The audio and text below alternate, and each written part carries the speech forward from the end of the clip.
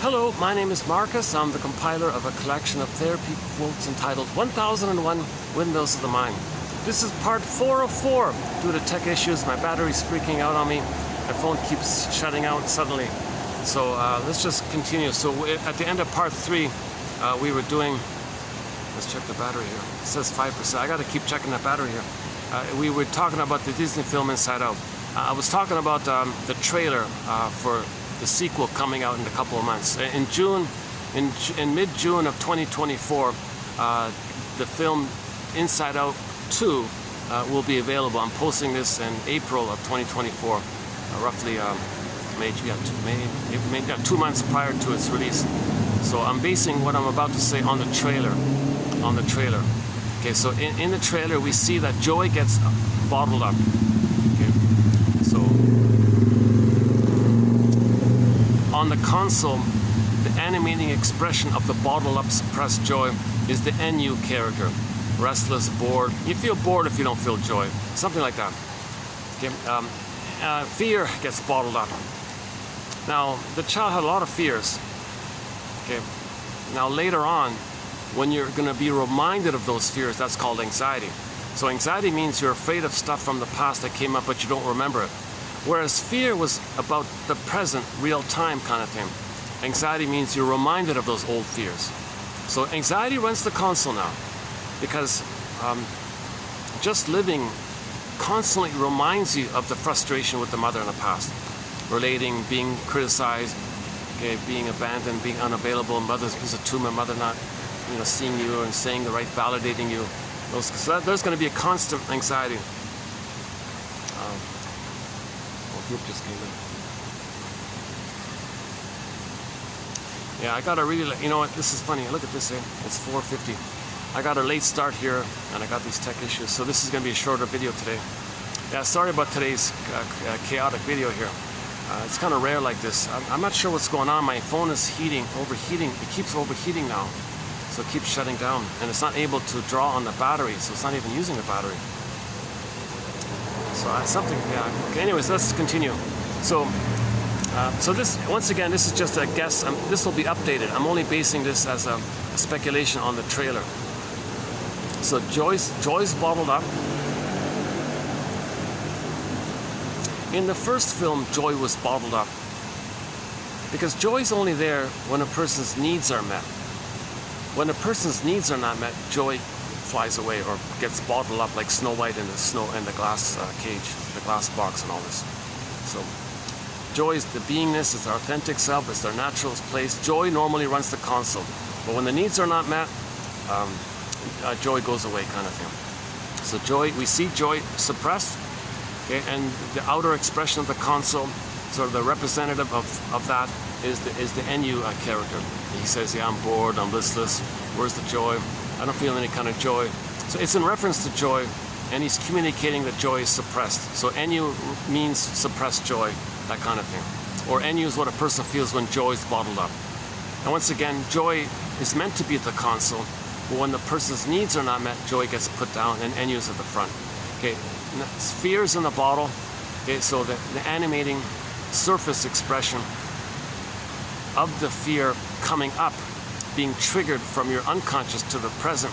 Anxiety represents that. Anxiety represents that old fears are coming up. You're feeling anxious, meaning you're feeling your old fears, but you don't remember them. You're feeling old fears, but you don't remember them. That's called anxiety. And anxiety is sort of it's going to be the main lead on the console. Okay, anger is in the bottle. My theory is that in school you're not allowed to show anger. You're getting punished and all this. So she's going to suppress the anger. Yeah, suppression is better because it's sort of in the midway there. Okay, so anger is suppressed. So what's going to be the leak from there? Like what's going to be on the console to represent the leakage of the suppressed anger? It could be. I would say passive aggressiveness would have been the proper one. I would have put passive aggressiveness on the console instead of envy. What they did was they chose envy, and very interesting choice, because that choice of envy, and it wasn't jealousy. Jealousy is healthier. Envy is the more disturbed one. The fact that they put envy on the console, immediately that says that Riley had an insecure attachment style with the mother post-birth. That the breastfeeding went wrong, the feeding went wrong, and she was enraged. And there's a witch deep in the brain. If there's another character in that story that we don't see, it'd be some kind of witch-like character, deeper in the brain. It would be at the console, actually. The witch could be at the console. They didn't put the witch at the console. They put envy. Close enough. That's very good. They did that. They put envy at the console. Now, we have to wait and see to confirm this, because the example they gave was possibly in some places around the world, people have a variation of envy called admiration envy. Like you don't really hate it, you just admire it and feel badly that you don't have it. So you want to have it, you want to take it because you want to have it. As envy like that. But usually envy means hatred of the good. But in the sample clip we had from the trailer, we showed her as admiring, so, oh, I like that kind of thing. Now, maybe that's reaction formation. That she's afraid to directly say, I hate it, so she says she likes it. Sometimes you hate something, you say you like it, as a flip-flop, because it's too painful to admit that you hate it, so it's socially acceptable to say you like it, but really you hate it. So that's called reaction formation. If envy is saying, it can go different ways. If envy is saying she likes all these things and all that, it could be just an emulation thing where she wants to have it and learn from it. So that's like a constructive envy. It's almost like a constructive envy. In some cultures, they have envy, a form of envy called emulative envy, like a constructive admiration envy. English doesn't have that, but in other cultures they have it. So I'm thinking maybe it might be in that area. So if that's the case, it'll be kind of benign like that. If it is the true, genuine envy, okay, like the witchy one, the hatred of good and all this, oops, then that would clearly be from anger. So, right? Anger, hatred of the good. Anger, hate, anger. Envy, hatred of the good. Envy's anger, anger at the good, hatred of the good. Same kind of, so envy would be like an expression of the buried anger. I still think passive aggressiveness should have been the one there. But let's appreciate that they did have the guts to put anger on the console to address this issue, because really envy, it's very misunderstood. It's not talked about. So it's very good that they're introducing envy in the film. So my guess is, I'm going to guess that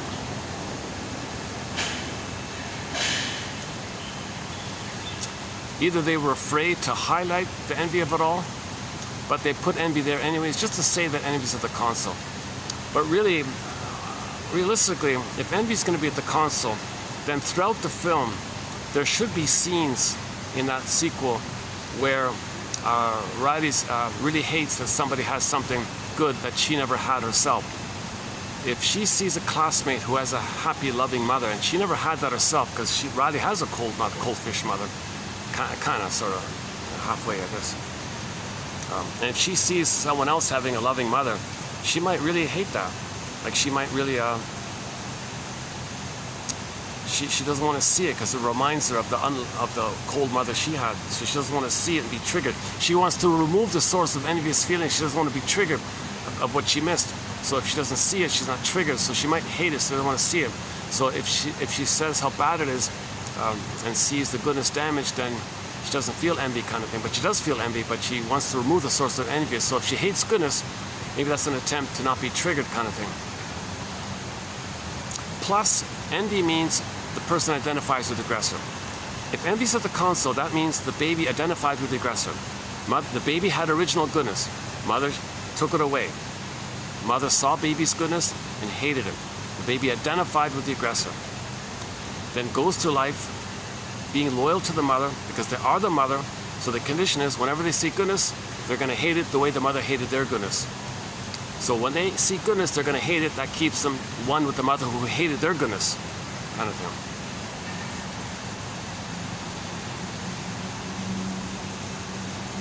Anyways, let's see how that goes. Let's see what they do with that character envy. Now, sadness means they don't want. Another clue of an insecure attachment style is that the sadness is not available. Like in the first film, sadness is not available. So if there are any specific losses, they'll deny it. No, didn't need it. Who cares? Not important. They'll deny it because they don't have the identity. You need your authentic identity to have sadness there.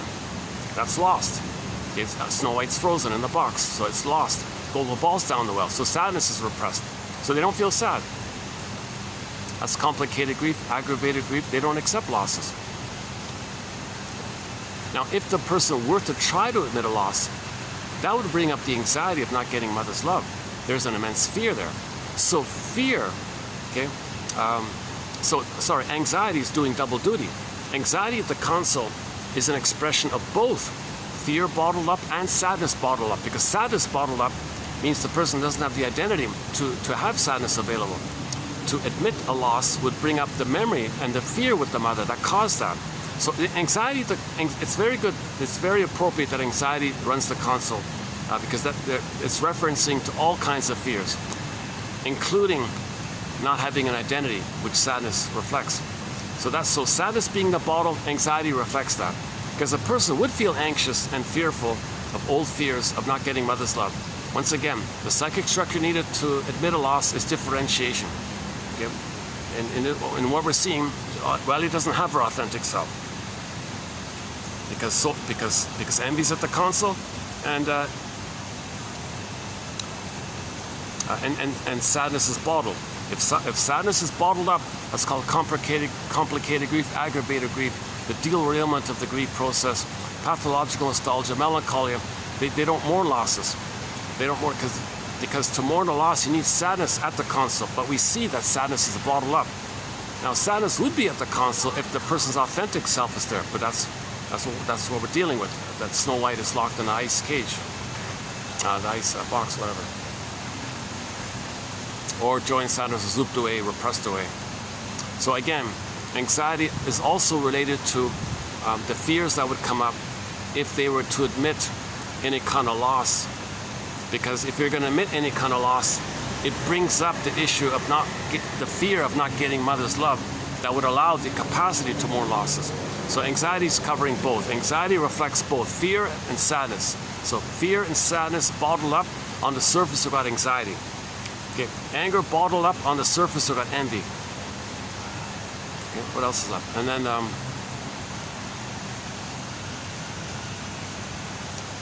the fourth one is embarrassment. Okay. So now disgust is now shame. So the shame bottled up in the bottle. Okay. Shame. So the surface expression would be embarrassment. Okay. So embarrassment is a kind of like an animation of the repressed, denied shame. So shame is bottled up, so they don't want to. It's too painful to really feel the shame. So it's expressed in your physiology. So the shame character was always blushing, has sweaty hands, covering their face, slouching over. So I think that character is pretty vivid, very clear. The embarrassment one. So at the console, we got anxiety, envy, the NU, and the embarrassment. So my guess is that anxiety is the main one. When anxiety fails, okay, anger's going to pop up, but anger's buried, so anger's representative. Envy's going to be at the console. So anxiety's going to run the console, my guess is. When anxiety freaks out, then envy's going to pop up and say, I hate this, and be cynical and sarcastic. Oh yeah, and there's a clip in the video about sarcasm, the chasm. That we see a scene in the unconscious that there's sarcasm. So there's the envy's going to come, the hate and the sarcasm. The sarcasm is in the unconscious. We see in the trailer that there is sarcasm. The chasm, like the cliff and all, like the gap between the mountains, this chasm there, like a Grand Canyon, like this gap there, like this chasm. There's a sarcasm there, a little play on the words there. So there is sarcasm there. So that's also linked to the envy on the surface, hatred of the good. So anxiety runs the console. When anxiety has trouble, you'll see envy pop up. Now, the embarrassment moments can come at any time, and the backdrop of it all is the NU one. Bored, restless of it all. Those are the four, right? Yeah. And anxiety is doing double duty. They're doing fear and sadness. That's my working hypotheses for Inside Out 2. And I'll update it. And I gotta confess, why did anxiety, this thing about anxiety, another clue that Riley has oral trauma is that anxiety character has a very exaggerated wide mouth. That implies there's oral trauma. Okay, so that's the oral issue. So anxiety has this exaggerated, super wide mouth there. That implies the oral rage, oral hunger. So Riley wasn't breastfed properly. I can easily see that mother not wanting to breastfeed.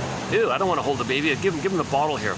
Follow the schedule. Don't bother me. I can easily see that mother doing that kind of thing.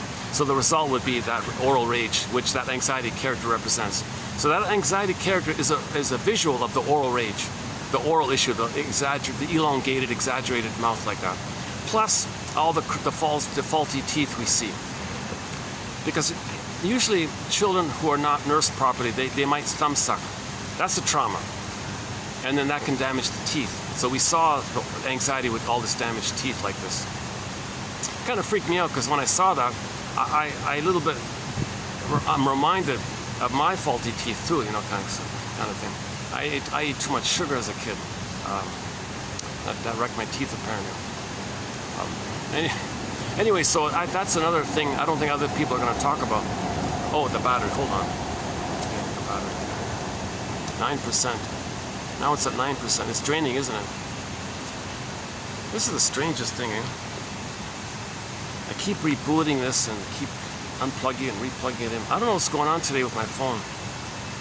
I've never had it this bad. I've never had it this wacky with the phone. Let's see. It's still draining, huh? Jesus, maybe it's not connected properly. Maybe the cord's... It's a new cord, so that shouldn't be the cord. Am I gonna have to do a part 5? I'll know in a minute. If the 9%, if it goes down or up, I'll know in a minute.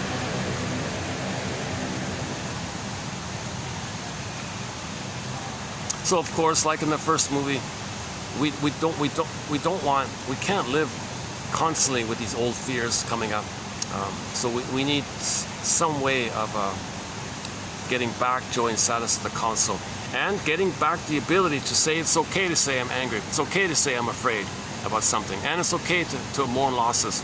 So we need them all, and it's okay to have those 5 back at the console. So obviously, there's a note to that in the film. At the end of the trailer, we saw them all trying to get it. Riley needs us. We got to come back up. So they're going to try to, like in the first movie, they got to come back up. You don't want to live your whole life anxious, envious, and embarrassed all the time. That's a miserable life. That's a kind of a sad life. Yes, they can still get 10. Yes, Riley can get 10 Stanley Cups or whatever, 10 awards or 10 medals. We live to the extent that we feel connected to our home and have pleasure. She can still function and get medals and awards and all that because she didn't have birth trauma or prenatal trauma. So she's good athletically. She wasn't traumatized in that primal area. So she can probably, I'll bet there's a good chance she can be a switch. She can play hockey with both. She could slap shot with her left hand or with the right hand. She could probably do both. Like Rick Emmett said that, like he can play guitar with both hands. Like some guitar, it seems to be, if a guitarist can switch around, like baseball hitters that are switch hitters, they have a higher score generally, right? Or the pitchers that can throw with both hands, they do kind of look better. That's a sign that there wasn't trauma, because Janoff says when there isn't birth trauma, things are more balanced like that. So Riley could still get 10 medals and become a trillionaire or whatever, or billionaire, whatever it is. But if she still operates out of anxiety, envy, and embarrassment, lacking joy, doesn't mourn losses, something's going to rebel. Something's going to rebel.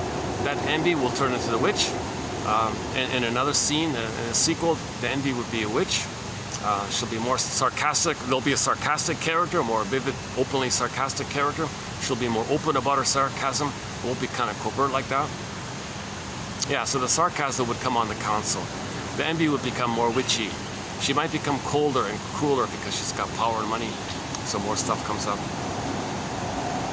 So then the joy and sadness are buried deep away. Snow White is in the coffin and buried down a tunnel, down a cavern. So once again, like in the first movie, The solution is mourning. Mourning. Admit the loss. There was a loss. So in the therapy process, we admit the loss. 11%. Oh, it's working this time. It's charging up. Well, this time it worked. This time I unplugged it and replugged it and it's working.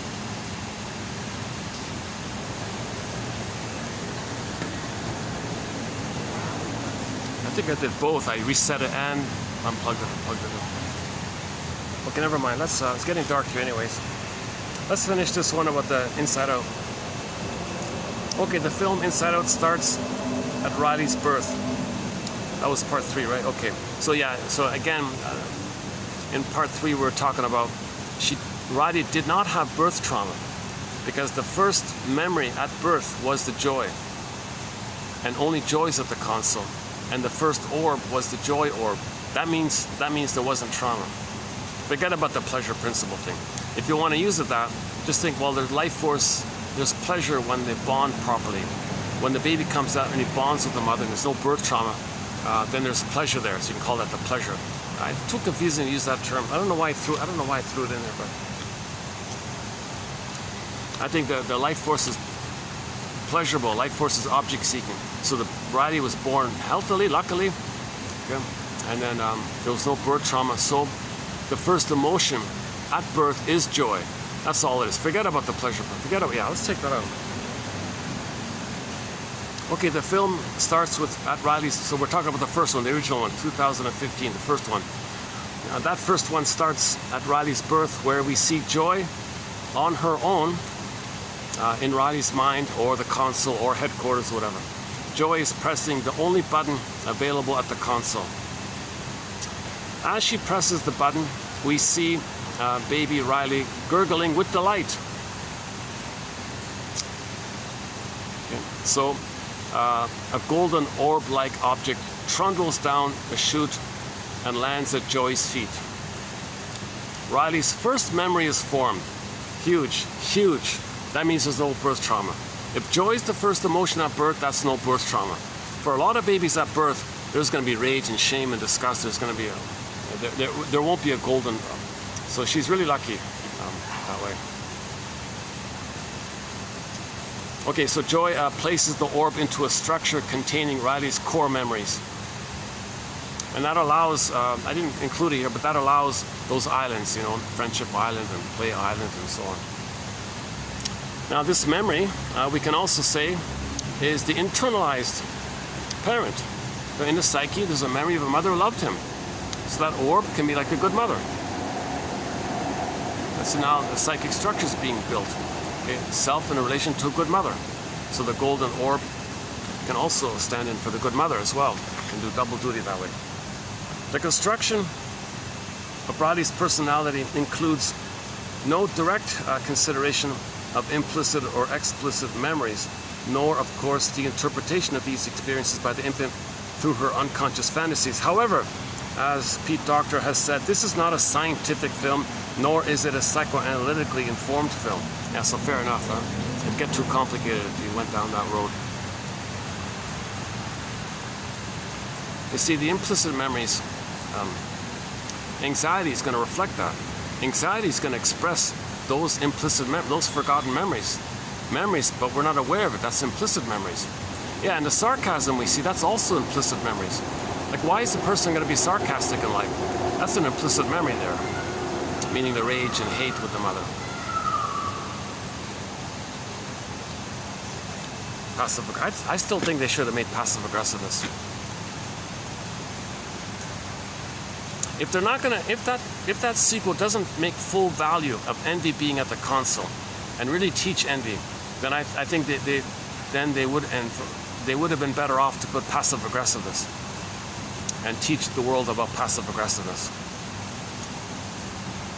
Right? Making people wait, doing things deliberately to annoy others, doing subtle little covert things to annoy people, those kinds of things. Right? That would be an expression of the hate being bottled up. The covert hate, the subtle covert hate. So if Riley can't express her anger directly, it comes out sneakily, that'd be passive aggressiveness. Okay? Doing little things covertly which annoys others. That's expressing your hate at them, right?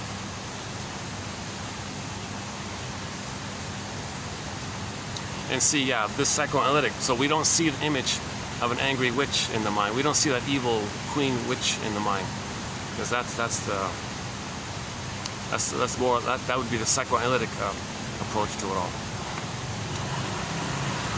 No, I would say envy. You know, I would say envy is good enough to represent the wicked witch. The wicked witch is all envy, right? The wicked witch wants to see goodness damaged. Yeah, I would say envy does represent the wicked witch in the mind. Now, the wicked witch is not the mother. It's the image the baby creates by his rage at the mother. Now he's dealing with that image that he created. So it's intrapsychic. It's intrapsychic. Okay, the Snow White and the wicked witch, these are just two aspects of what's going on in the mind of one person. They're not separate outer characters. They're two elements within. Okay? The soul is frozen and the baby was in rage, and out of that rage you create you morph that your own rage into a witch image, and that's within. And you're dealing with this within. Myths and fairy tales are metaphors for inner dynamics. They're referencing inner dynamics.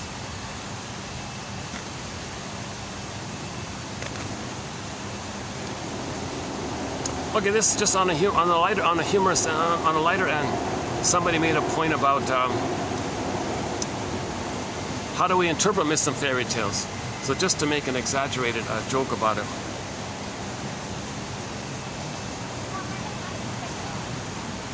Just to make a joke about it, somebody referenced the Peanuts comic strip. When Lucy of the Peanuts comic strip is called upon to tell the story of Snow White, she rises to the occasion in characteristic good form. Quote, "This Snow White, you see, has been having trouble sleeping, get it? Well, she goes to this witch, you see, who gives her an apple to eat, and which puts her to sleep. And just as Snow White is beginning to finally have a good sleep, you see, for the first time in weeks, this stupid prince comes along, kisses her, and wakes her up." Okay, unquote. To this, quote, misreading, to borrow Harold Bloom's term, to this, Linus responds, quote, "I admire the wonderful way you have of getting the real meaning out of the story." This is the whole absurdity of it all. So she's being absurd, and Linus about is clueless and admires her. So the point was, we have a hard time interpreting myths and fairy tales.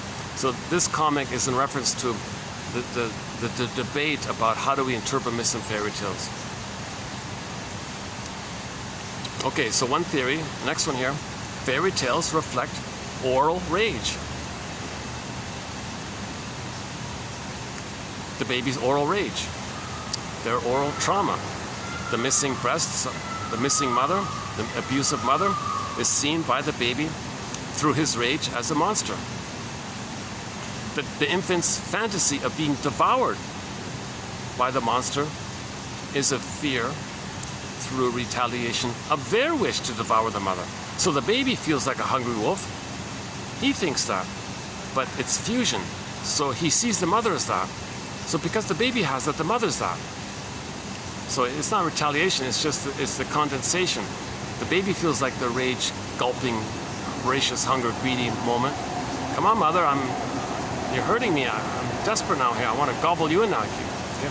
So there's this. Oh, there's some guests in front of the swan. Yeah, the swan was flapping the wings just now, but there's a couple just in front of them. So let's just leave them. The emotional, starved, orally hungry to greedy child creates an imaginal, fantastical, cannibal mother.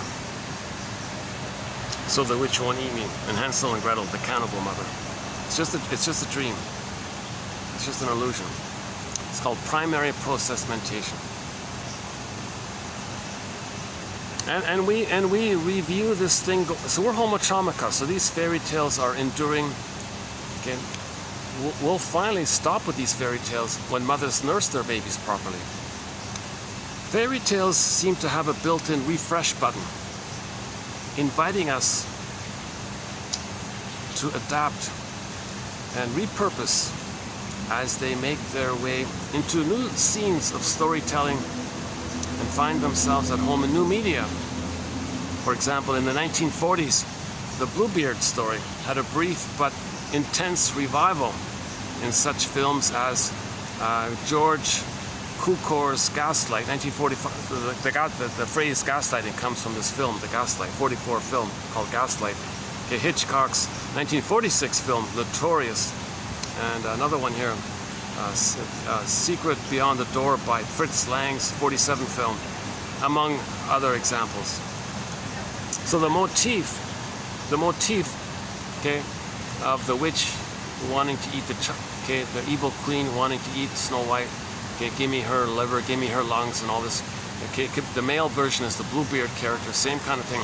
This motif, we see it again and again in story after story, film after film. Okay, that's because when babies are traumatized, they're enraged and create one of these crazy, dangerous characters in their mind. And film after film, they're cranking it out again and again because babies, again, my theory, Lloyd Demas says, will heal when mothers learn, or when mothers are able to resolve their past and be present for the baby and have empathy for the baby and not see the baby as a prop for her drama from her past. When mothers can make that transition, our movies will reflect that. And I think Inside Out is a sign of healing. The fact that these Inside Out films is now coming out, it's a sign that there is efforts at healing. So let's support this kind of thing. Let's support the comic psychoanalysis. Support 1001, Windmills of the Mind. You know, support James Gottstein, Thomas Ogden, James F. Masterson, Karen Horner, Edmund Bergler, Melanie Klein, Margaret Mahler, and the whole line, Althea Horner, Dorothea MacArthur, Arthur Janoff as well. Support all that. It's helping us to find our story. Narrative medicine.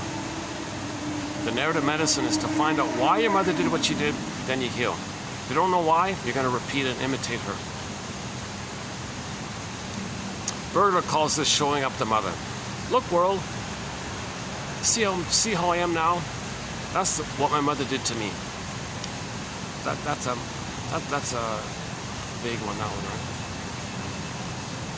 Like if the mother abuses her baby, Berger thinks one variation or one possible angle is the mother saying, look, where did I learn this? My mother did this to me.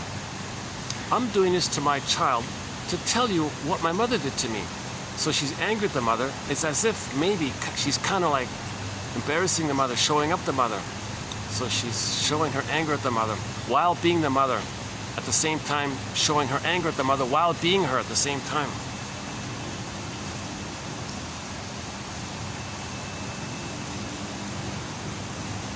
Okay, so a very common motifs in myths and fairy tales are the symbiosis, the Garden of Eden. Yet the best known and most widespread cultural representation of the symbiotic state occurs in mythical and religious fantasies found throughout the world of an original paradise in which the first humans, okay, the first humans, lived for a time. So all babies live. So that if you say, oh, in the beginning, humans were in a blissful place. No desire, no needs, no wants, just happy, just blissed out. That's the Garden of Eden before the exile. So when the baby can't be in there forever, he's going to come out of that. At the age of 4 to 5 months, he's going to come out of that. When he comes out of that. Now, you want him to be ready to come out of it and feel safe and all that, but sometimes there's an abruption there. Sometimes the mother traumatized the baby during that time. Now he's exiled. Now he's exiled to a life of loss, desire, time, suffering, alienation, etc. Living in a timeless and effortless nirvana in which nothing is desired because nothing is lacking. Yeah, so before the exile, in the symbiosis, we were living in a timeless, effortless nirvana. So any kind of story, in a myth, fairy tale, or religious story, when they talk about some kind of blissful kind of thing, it's timeless and it's blissful, Garden of Eden like that. Okay, that's code for the psychology that the baby feels blissful oneness with the mother in the uterus and for the first 4 to 5 months.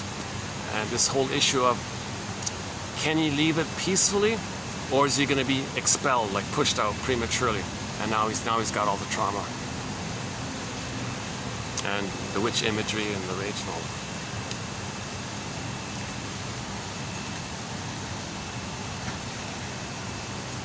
Okay, let me check the battery again. What up? Let's see. It's charging. Now it's working. Look at that, eh? It's funny about that. It seems my phone has to shut down, reboot, shut down, restart like 3 or 4 times before it recycles into its normal state. Now the thing's working. Can you believe it? On my 4th take here.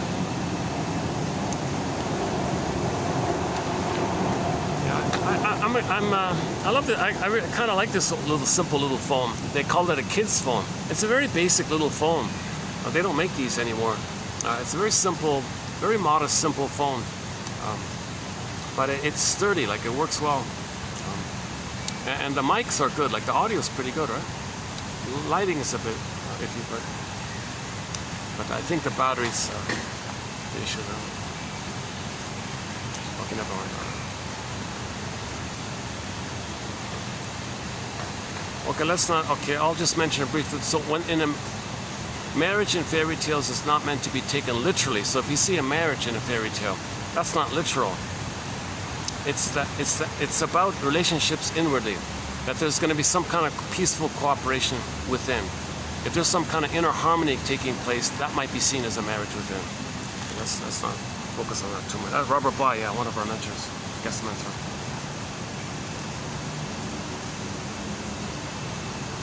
One shrink said to his client, the client said, "So what's this therapy all about? What do we do here?" He said, "We shall be looking together. We shall be looking together, you and I as a team, as detectives. We shall be looking at you and others in your life, past and present, in a special light. And we shall come to understand our relationship also in this light, too, as real as any other. In many ways, our relationship will be more open to validating and seeing your reality, more open to your activity than the reality you now vouch for and try to do it. On this basis, it also makes the possibility of change clearer and more or less realizable, and so it may open for you a way out of your present difficulties."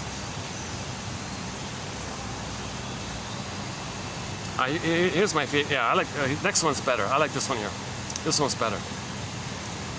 A different author. Yeah. Oh, this is the one by Hendrik, Yves Hendrik. Here's my favorite one. Each neurotic repeats his neurosis. So go to the last video, 04, that one, 2804, about the record, Round and Round. Oh, play the song Trooper, the classic rock band Trooper has. I'm not a fan really of them, but they have that song, Round, Round.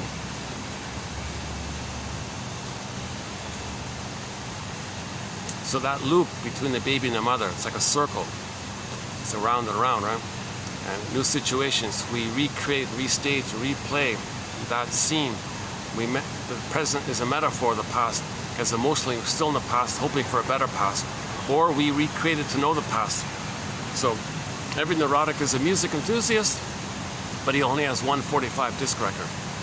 He carries it with him everywhere he goes. Every time he sees a turntable with never-ending fiery ardor, he spins off that tune. So for more on that, 04, last video. Every neurotic repeats his neurosis.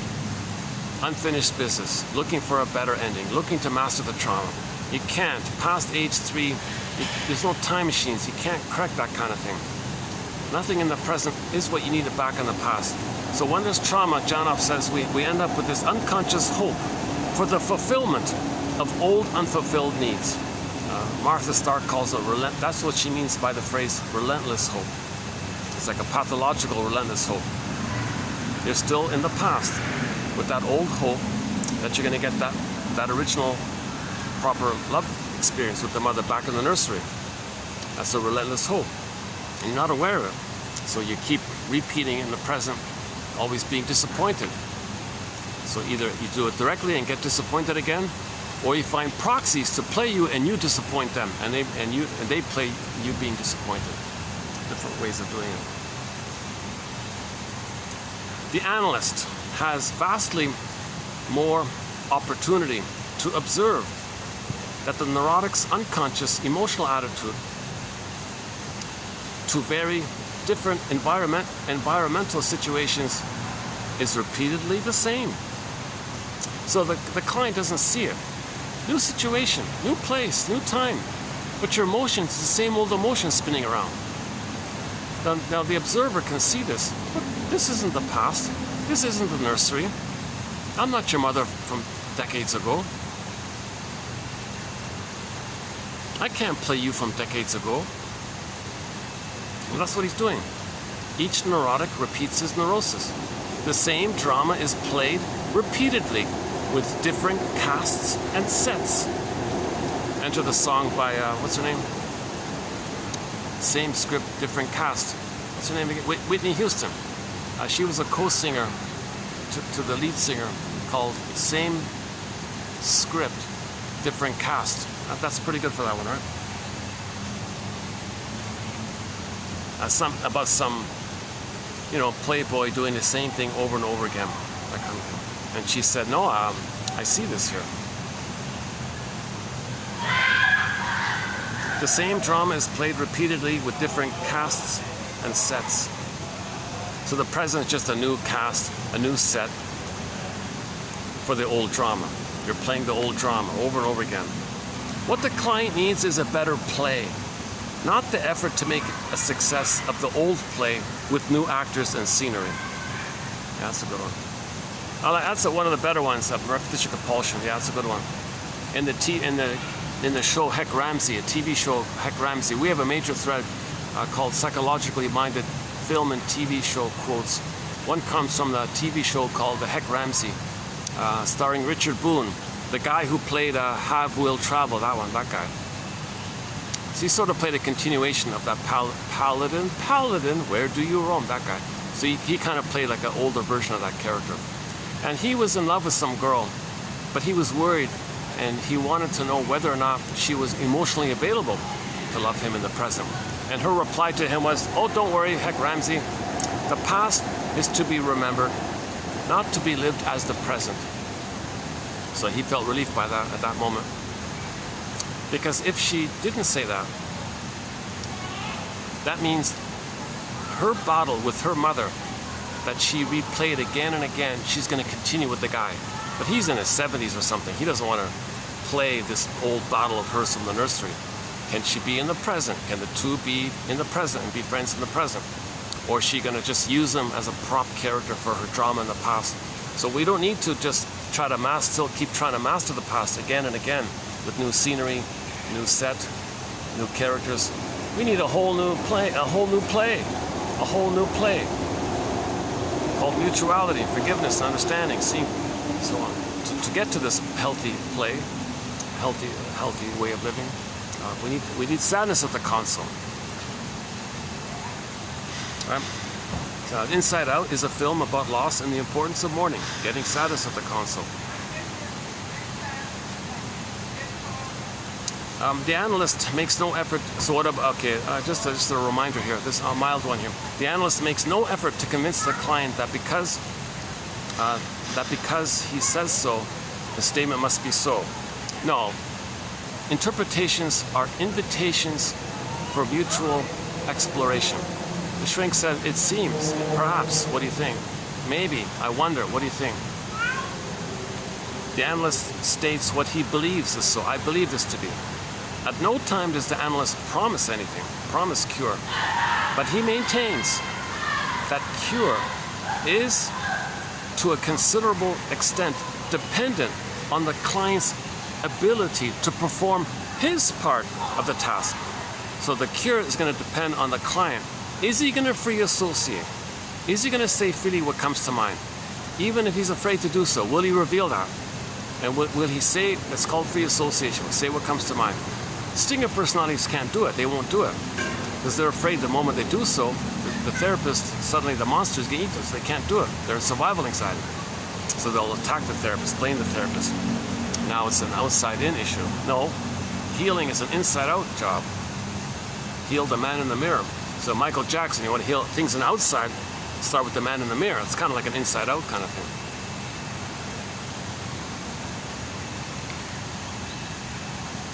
Is that it? I think we got it here. Oh, last one here. Yeah, okay. A thing called NTR, negative therapeutic reaction. Okay, that one definition here: the inability of the client to tolerate progress. And so, why would a person sabotage his health, his healing? Like, why would he go back like that? He's healing. He can heal. No, I go back. I can't do it. That's called NTR. You expect him to go forward, but he kind of freaks out a bit. So one guy's theory is, the Jaffe 1981 suggests that it results from the client perceiving their progress as a threat to their autonomy. That startled me. What do you mean? I didn't get that at first. Yeah, so maybe while you're dysfunctional, you still feel some kind of agency. It's dysfunctional, but you still feel that you got a purpose. You got to fight with the mother, change the mother. Come on, mother. I'm going to battle with the mother. So you feel some kind of agency like that. If you're going to be like healthy now, you don't have any memories of your agency in that healthy place. So you might temporarily feel, what's my agency here? Like, what's my initiative? Like, what's my self-activation? What's my real, I've never done it before. So you might think, well, at least in the old way, it was fake, but it was a lie. So that's the transition. The death of unreal hope is the birth of new life. That's Janoff's had a very good summary statement of the whole thing. The death of unreal hope is the birth of new life, right? So we got to give up this relentless pursuit to change the mother, cure the mother, save the mother, make the mother be a loving mother, get that love needed, look for a time machine, look for a morphing machine, change the past, undo the past, correct the past. We got to give up this relentless stuff. And when you give it up, then there's the birth of new life. When you accept that, then you're healing. If you don't accept it, that's sometimes referred to as NTR. They're going to have negative therapeutic reaction. He has the chance to go forward, but that's the fault of the therapist. He didn't interpret clearly the over-attachment he has with the mother. So he's afraid to leave the mother because he is the mother. He didn't unblend with the mother. So again, you got to find the mother's story. You got to be clear of why the mother treated the person that, oh, hang on. Got some people coming this direction here.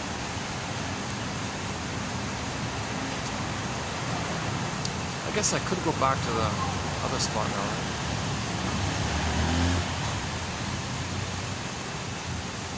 Oh no, there's another, oh, that group just got bigger, yeah. That noisy group just doubled since I was sitting here. Let's just take it. Okay, I think we got it, yeah. So that's 2805. So the idea is to find one that you like. My hope is that one of these you'll like. For me, it's that Eve's one, that Hendrik one. My favorite one is every neurotic repeats his neurosis. The analyst has vastly more opportunity to observe that the neurotic's unconscious emotional attitude to very different environmental situations is repeatedly the same. Your unconscious emotional attitude is the same, even in this new, different environment. You're acting like you're back in the nursery, fighting with your mother. The same drama is played repeatedly with different casts and sets. What the client needs is a better play, not the effort to make it a success of the old play with new actors and scenery. Because new actors and scenery, it's not the past, so it's futile. It's futile. But it's addictive, and you feel Okay, try again, try again. No cookie can be mother's sweetness. No sugary comfort food can be maternal sweetness. No stimulating alcoholic spirit can be maternal spirit, mother's spirit. It doesn't work. These symbols are not the real thing. These symbols will disappoint the way you were originally disappointed. This is called the Great Hope Fell. Emily Dickinson describes this as, in her poem, a great hope fell. You heard no noise. The wreckage was within. O cunning tale that let no witness in. How do you repeat that? Baby had a great hope for mother's sweetness. It fell. How do you repeat that? Well, run for the cookies, run for the ice cream, run for the beer, whatever. You got the hope, it's gonna fall again. It doesn't work. In terms of drinking, Bergler calls this, actually it's not just Bergler. Apparently in that community, it's well known. The phenomena is called jocose, morose, bellicose, comatose. So the baby had a joke, like a delight, like a pleasure and all this, a jocose. Mother, I'm gonna bond with you. We're gonna be a blissful oneness, right? Mother failed it. Now he's miserable. That's the morose. Anger, bellicose. Okay. Now in the case of the baby, he's gonna get the endorphins. The pain the baby experiences, the brain releases endorphins, the numbing thing. That's like the comatose. How do you replay that? Well, you run for the beer. That's the jocose. You're finally gonna get it, the stimulating fluid. Maybe for a brief minute, the sugar tricks your brain to release serotonin, because babies feel serotonin when they're safe with the mother, and the beer can trick you to trick the brain to release serotonin. So for a brief moment, you're all excited. That's the jocose. Disappointment, it's not the real thing. Morose, you're sad again. Now you're bellicose. So the guy might start swearing about things and hating things and saying all these things. He might be belligerent or to one degree or another. Next morning he's got this hangover. That's the comatose.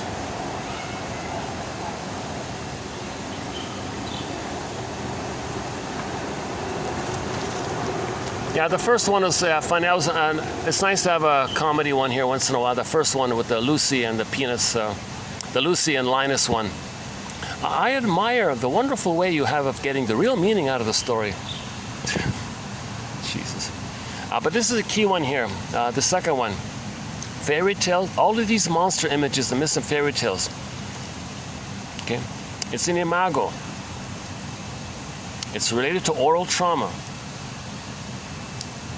So the missing breast makes the baby think the mother's a devouring monster.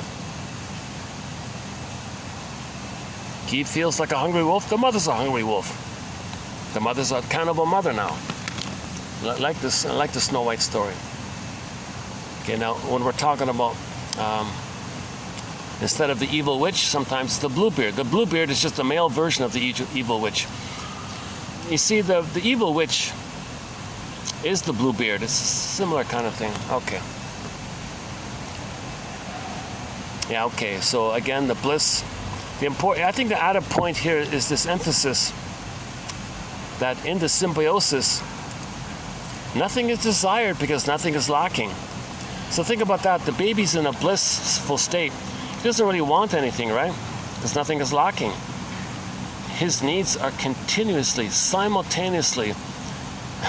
He's living with the blissful feeling of his needs, always one with the mother. That's the phenomena of the Garden of Eden. You're in this blissful state.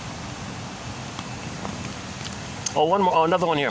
Lowenstein, 1951, defined interpretation as those interpretations given to clients by the analyst which add to their knowledge about themselves. These explanations are given piecemeal and ultimately encompass ego and id elements.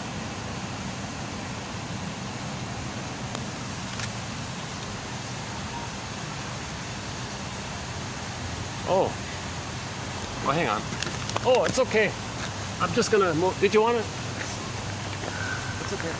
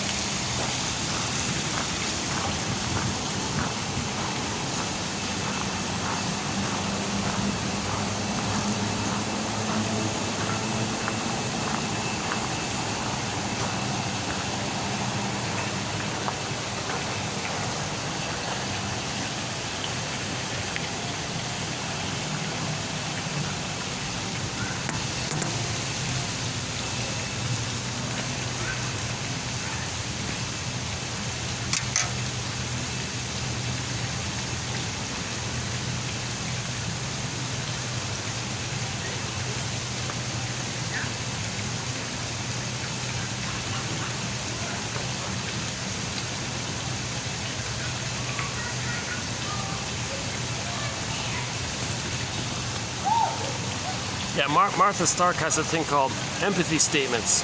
Yeah, we did 7 videos on the work of Martha Stark at the end of last year, 2023. She does a thing called empathy statements. One of them is called the ego and the id statement. So, if I remember correctly, you say the ego is your conscious adult mind. Huh? So you in your sentence to yourself or to someone, you say, although I know, even though I know, whatever it is, that's the id part, that's the ego part, your conscious adult reasoning mind. Although you know such and such, nevertheless you find yourself feeling such and such. That's the id one. That's the triggering. So you find yourself feeling, that's the triggering thing. So on the one level, you know that eating cookies when you're not physically hungry, it's not going to hit. You know that eating cookies, it's not going to correct the comfort, the maternal comfort that you didn't get.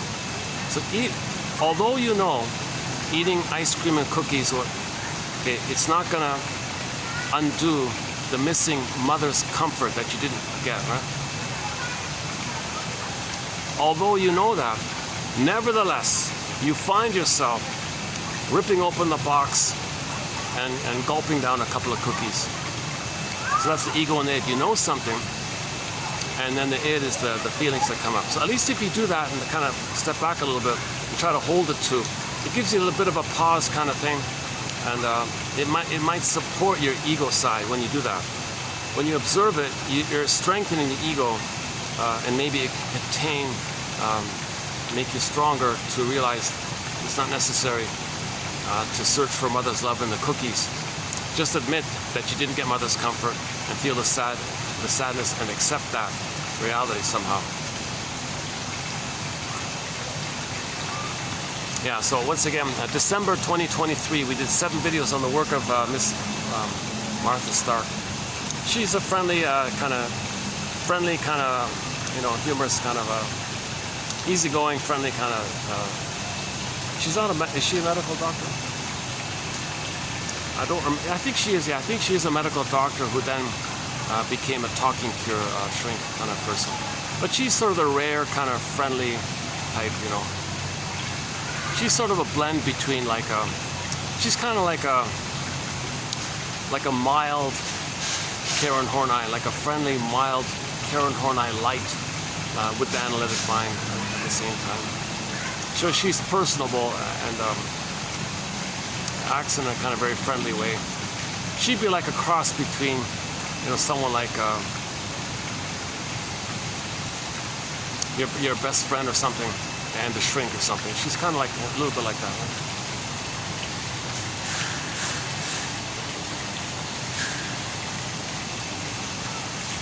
Yeah, so she does a thing called empathy statements. She has a whole bunch of them.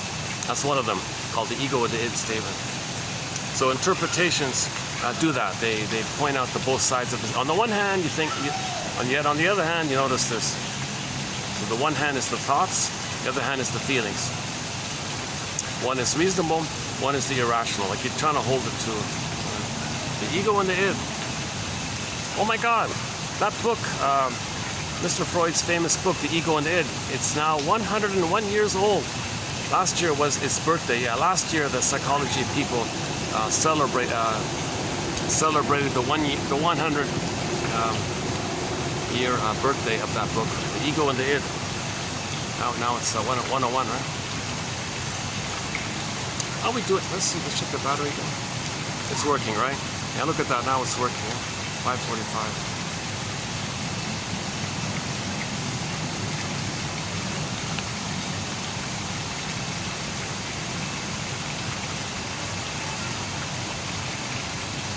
Either I go for a walk and continue talking, or maybe just wrap it up here. Yeah, my first feeling was let's wrap it up. Maybe I'm a little tired today. Yeah. There have been a lot of good videos. I have to clarify something. If you're seeing my videos now and you're thinking, boy, this guy's filled with anxiety, with all of his stops and starts and ums and ahs and self-corrections and meanderings and little stutters and little mistakes he makes and repeating things and pausing and repeating it again, taking forever to make one point. Whoa, this guy's got a lot of anxiety. Yeah. Okay. It's better than it was before. So I'm trying to make some improvements. I haven't been analyzed. I haven't done that. I'd love to have a full analysis. I'd love to have this experience that he says here, where the shrink can see things. You know? The analyst has more opportunity to see the client's unconscious emotional attitude to new situations, repeatedly the same as the past. The same drama being played repeatedly in new situations. What the client needs is a better play, not the old one still, just with new actors and new scenery. That's a good one. I like that one. That's my favorite one. Yeah. Is there another one in it? The Inside Out one was okay. Yeah. Yeah, I include that Inside Out with the last one, just as a reminder that don't expect too much perfection in the film. It's good enough. It broadly lets you know these feelings. Don't expect a perfect narrative. There may be like little inconsistencies or incongruencies a little bit here and there, but overall it presents the message. It facilitates the discussion. What's anxiety? What's envy? What's in you? And what's embarrassment? At least, and then from the first film, what's joy? What's sadness? What's fear, anger, and disgust? So we got nine emotions on the go. Yeah.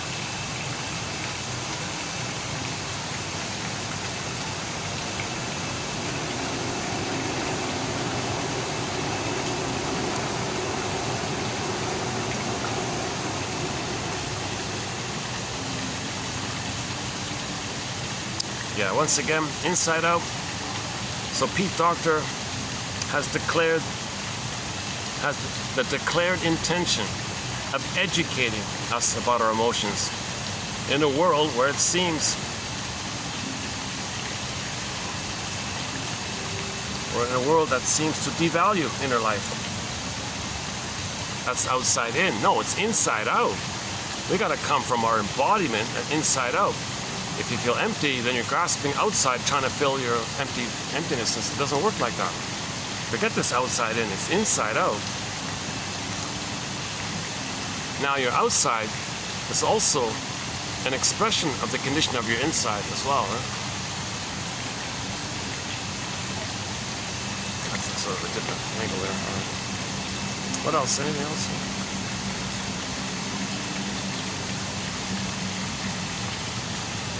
Yeah, what a gruesome film. What a miserable, that Gaslight film. What a miserable, depressing, unbelievable.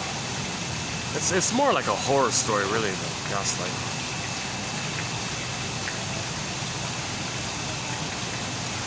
I forgot that Ingrid Bergman played Notorious, right?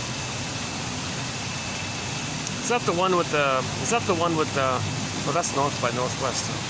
Hang on, I'm getting it mixed up.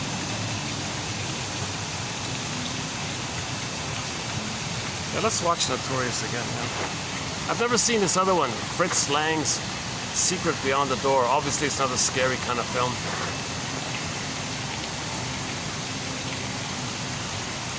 But the point is taken. These films, okay, they're a reflection of our trauma. If most of our films and literature is escapism, a defense against the truth of our trauma, that's telling us something. But Inside Out tells us, no, we can look in. We can have some introspection and get to a place of being from inside out, where you're aware of your inside. Stinger personality patterns feel empty. They don't know their inside. They don't want to care. Their soul is seen onto others and they shame others. That maintains the emptiness. They only accept that time in the uterus when they were on the throne. That's all they want. I mean, they're addicted to that. That's a symptom of trauma. It's a symptom of trauma to have the narcissistic mindset, bully mindset, etc.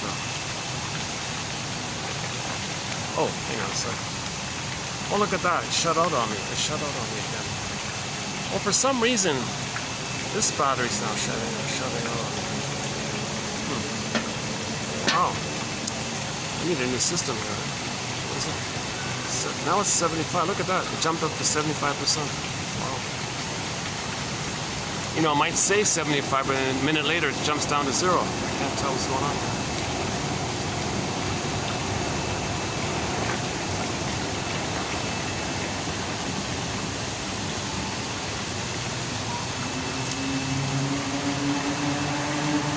Let's close up over there now.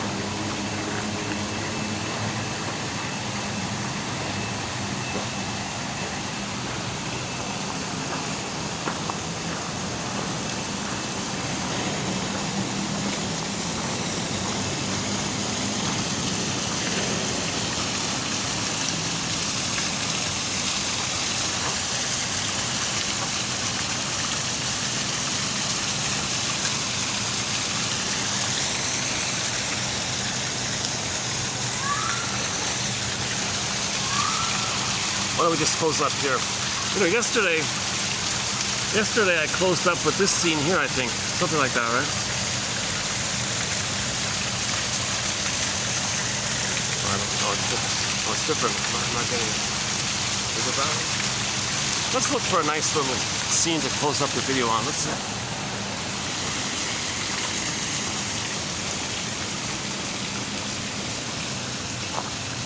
What about this? Is that all right?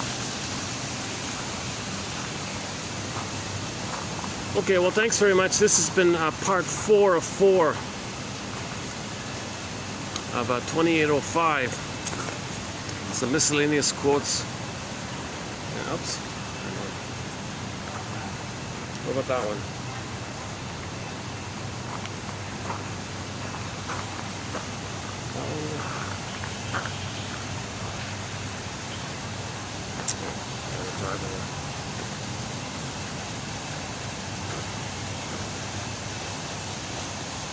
But just here.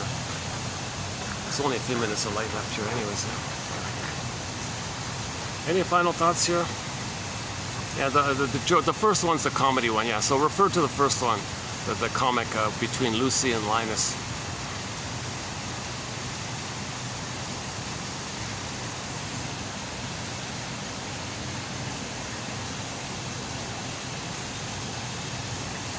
So one of the most common motifs in myths and fairy tales is the psychological mechanism of the mind known as the splitting mechanism. If the baby sees the mother as a monster, how does he feed safely? Okay, he hallucinates a goddess and puts these two constructs into separate bins and keeps them apart. That's known as the famous splitting mechanism. Melanie Klein calls it the paranoid schizoid mode of experiencing, the paranoid schizoid mode of operating, the paranoid schizoid position. And all babies may be in this position in the beginning, but in normal development it's all resolved and the child graduates to the depressive position. The depressive position. It doesn't mean depression, it just means it means, like, for example, there's ambiguity and confusion, because now sometimes you might be angry at your mother, but at the same time she's the one you love and who loves you. So it's a little confusing, and you feel badly to get angry at the one who loves you and the one you love. So it's a little depressive and confusing. She means it kind of like that. And in the splitting place, you don't have this ambiguity. Perfect or forget it. All or nothing. Either or. These kinds of things. So anybody who says, yeah, I'm superior and others are inferior, okay, that means the others are their own shamed self, and they've regressed to the time in the uterus where they were on the throne. So that's pretty drastic like that, where they totally are dependent on shaming others the way the mother shamed them, because they are the shaming mother. So they got to find proxies to play them to shame, and then see the proxies flip-flop as the mother who hurt them, and now you're fighting with the mother. Meanwhile, the person's not feeling. When you're not feeling, there's tension, steam. Now you're blowing off steam all the time. As you do that, you're further away from your soul, more tension, blowing off steam. And now you're doing the same thing, okay? Shaming innocent people because they were you as a baby. Then you morph the innocent people into the frightening image of your mother that you created, and see them as your own image. See them as the image you made of yourself being in relation to the frustrating mother. See that image of yours onto the innocent person and think you're fighting with your mother. This is psychotic stuff, right? Well, hi.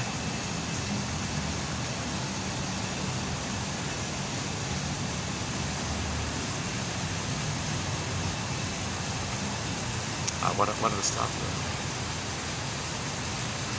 It's funny when I end it, when I get to the end of the video and I calm down, I feel like a little breather now. Like I ran through the quotes.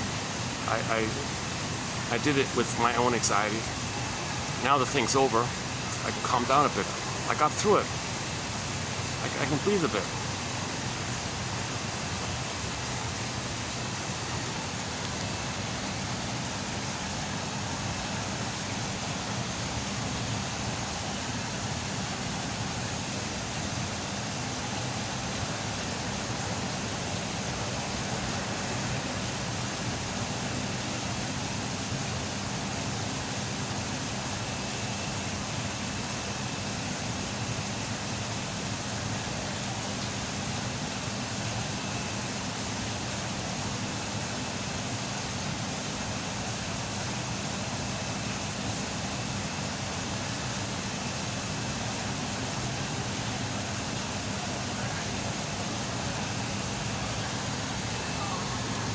Yeah, I remember one self-help author about the Linus character used with the blanket and all this.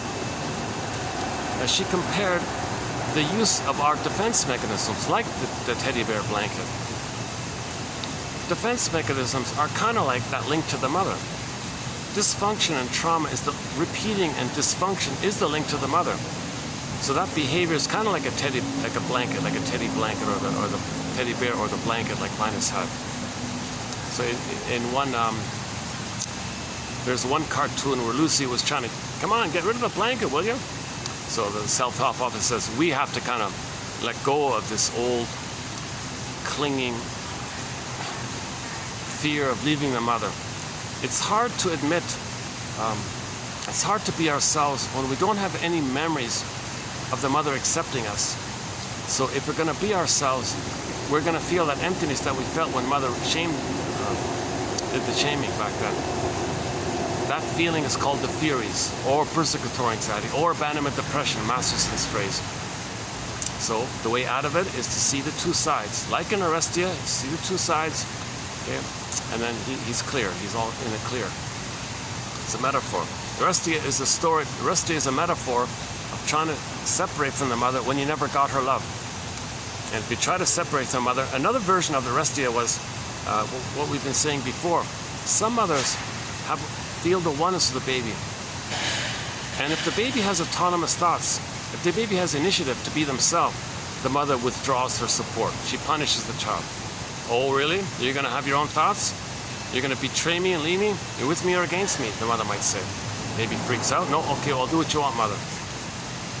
The mother rewards regression because she wants the blissful feeling for her that she's one with her mother. She's using the baby as her mother. And so she wants to maintain that. Because she doesn't want to feel alone. She doesn't want to be reminded of not having a mother, because now she finally has a mother. So she brainwashes the baby to be dependent on her. So the mother rewards this clinging and symbiotic regression and punishes the child's autonomy. This scene is communicated in the Alice in Wonderland, where Alice had to fight for the right to have her own thoughts. Remember that one? So go to look up Christine Lawson in our collection here from her book called Understanding Borderline Mothers. Understanding Borderline Mothers. We did 12 videos on the BPD phenomena. Very good material. We did 26 videos on Arthur Janoff's material, 2745 to 70. Excellent material. If you want a good introduction to psychoanalysis, I would say go to those Janoff quotes. 300 excellent quotes from his career. 16, he wrote 16 books, I think, and I've plucked out what I think to be the best of that material, and that material was a good synthesis of psychology. So it's really the cream of the, the cream of the creme de la creme, whatever. So I think those are excellent 300 plus quotes available in this collection. It starts with 2745 and it goes up to 2770. Plus, there's another important 3-video tag-on post-it from 71 to 73. And then plus the BPD quotes after that. A few good videos on Henry Hart's one-liners, that's good. A little bit about emotional eating, that's okay. The Alex Damia one we just completed. We did 1.5 videos on the Snow White story. And today was sort of like a miscellaneous kind of quotes. So there's some good quotes this year. Last year were excellent. What am I talking about? Every quote, right from TQ1, right from the very first quote. TQ1, the travails of the traveler reveal the traveler to himself. TQ number 1. Now we're at TQ 2805.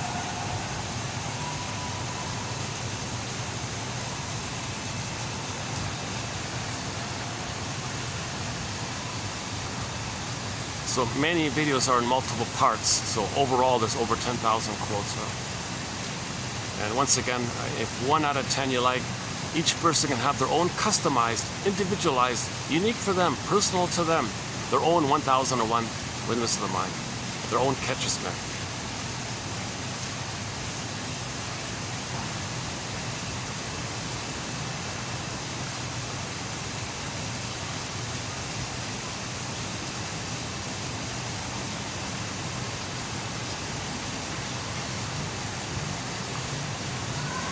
Yeah, I was just saying, this is prime property. This is prime location, right? Like you got all these fancy condos all around near the SkyTrain. This is a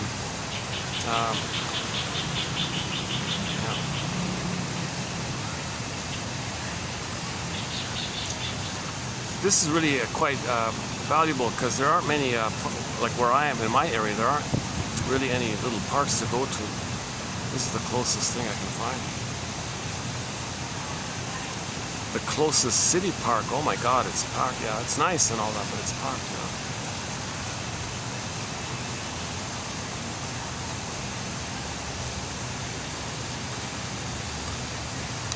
yeah. I've been told that these guys here make homemade, the best tiramisu in town. I don't know yet. Maybe on my birthday I'll let you know.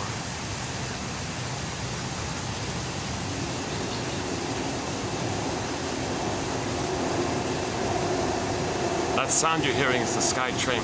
I have a fantasy that on one of the SkyTrains it says there, find your story, find yourself, be your own story doctor, be your own existential detective, emotional detective. Find your authentic self, reunite with yourself, I don't know, something like that. Okay, go to www.buymeacoffee.com/psychoanalysis. It's a minimal, minor, little, minuscule admin fee. It's just a minimum. It's just the price of a half a coffee, the price of a donut or something. It's just a minimal fee, and one can have this encyclopedia. These are hard. These quotes are getting harder and harder to find. There's a lot of books are being removed or withdrawn from digital libraries. A lot of the quotes come from printed books which haven't been digitized.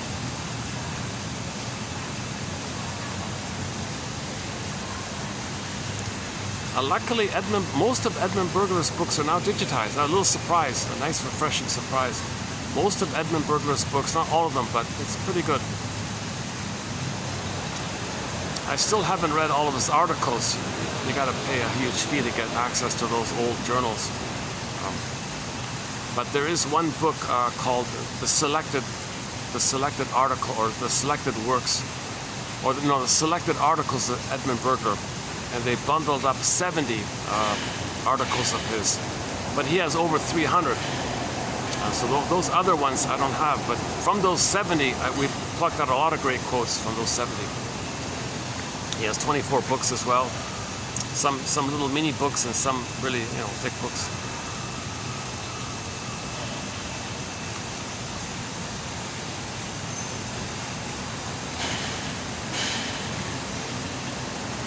Yeah, I really like that quote about Yves Hendrick today in today's batch. Yeah, I like that one. Give up this unrealistic repetition of the past. The present is just a constant replay of the past. Like masters will call it instant replay of the past, or New edition of the past, new version of the past. Same script, same traumatic script, trying to change the script, undo the script, get a better script. You can't get a better script. It's set, it's there. You're dwelling in there, you're lingering in there, you're lost in there. So first, observe the script, observe it all. Understand what caused that script. Know the reality of what caused that script. That's called the mourning process. Then things kind of loosen up, and you can they call it lay the ghost to rest. You can capture the past, give it a time and a place. You capture it, admit it, that the reality of the past. Then it's laid the ghost laid to rest. Your life force is freed up for the present.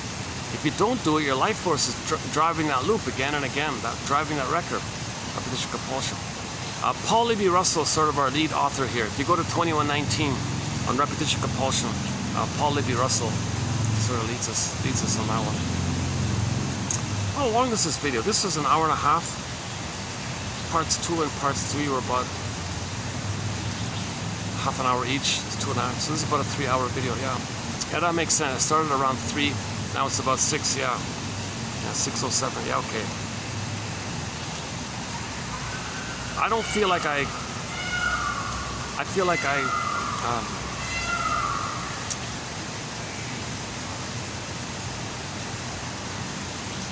don't feel like crammed in as much material this time in this video as I usually try to do in other videos. So I would say go to any of the previous videos.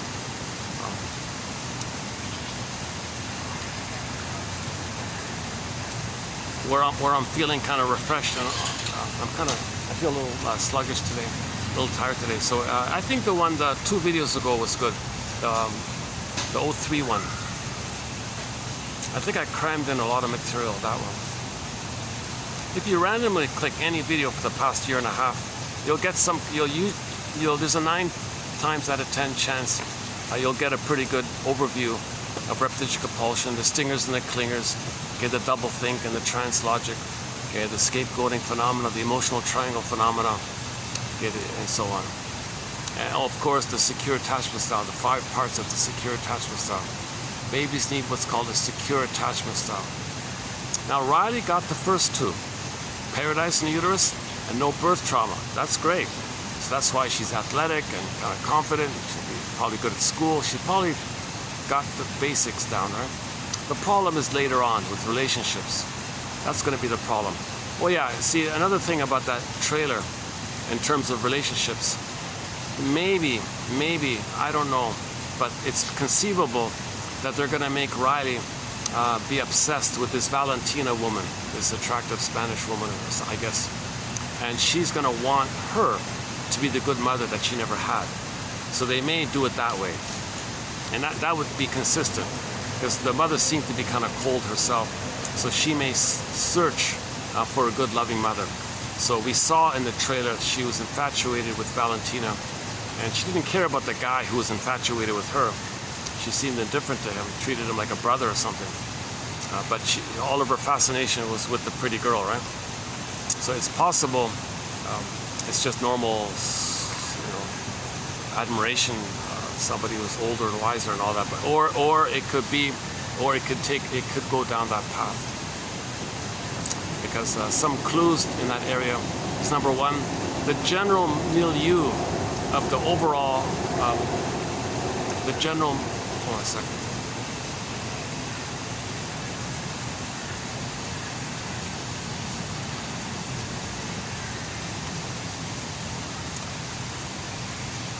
Oh, that couple was sitting near that group. Oh, jeez. So they had to put up with that group over there. So they left finally.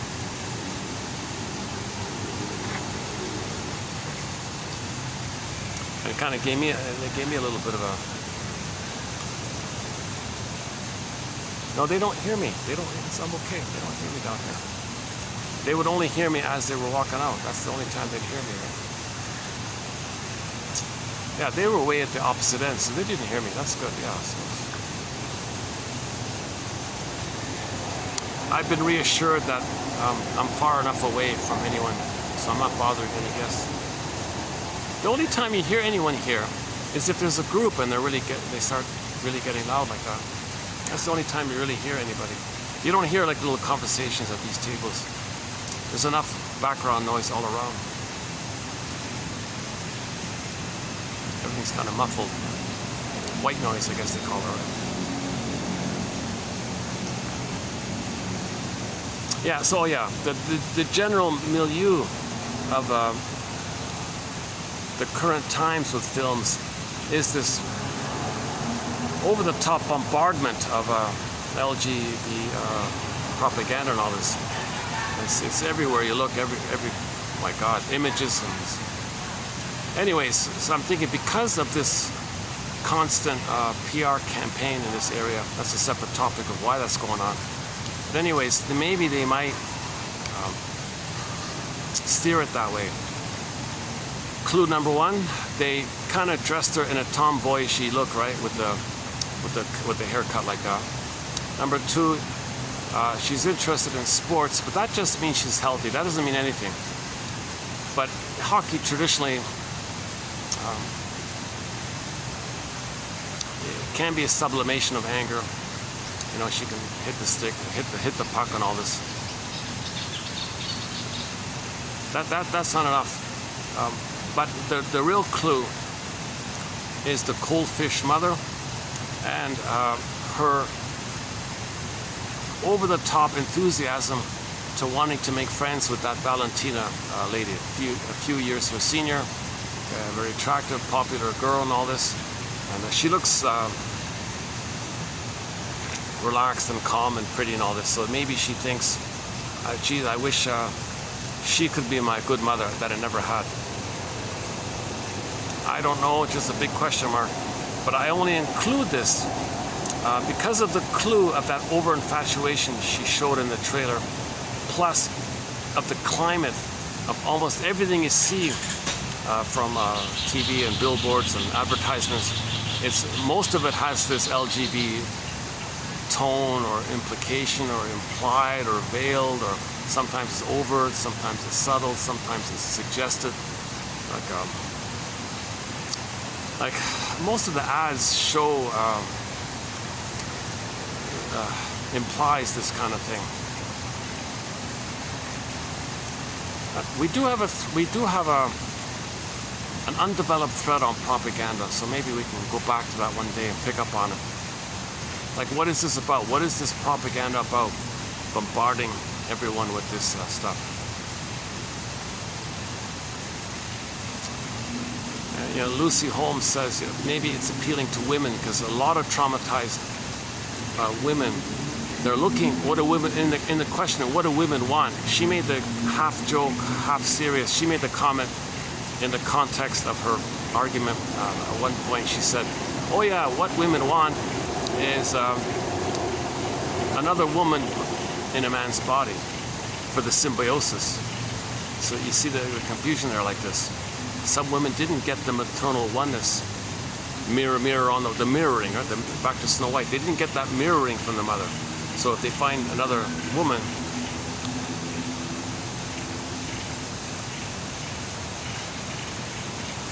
that's what they're really looking for, right?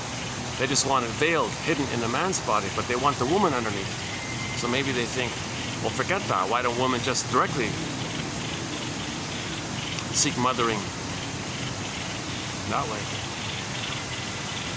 Off the pause there, I don't have a thread on this. I don't have a thread in this area. It's kind of out of my zone there. We already have 60 topics on the go here. That area is sort of out of my zone. I don't really have. I haven't done any reading in that area. The only thing I'm just reminded of on YouTube, Lucy Holmes made that comment about what do women want. So maybe these advertisements. Oh, hold on. See it.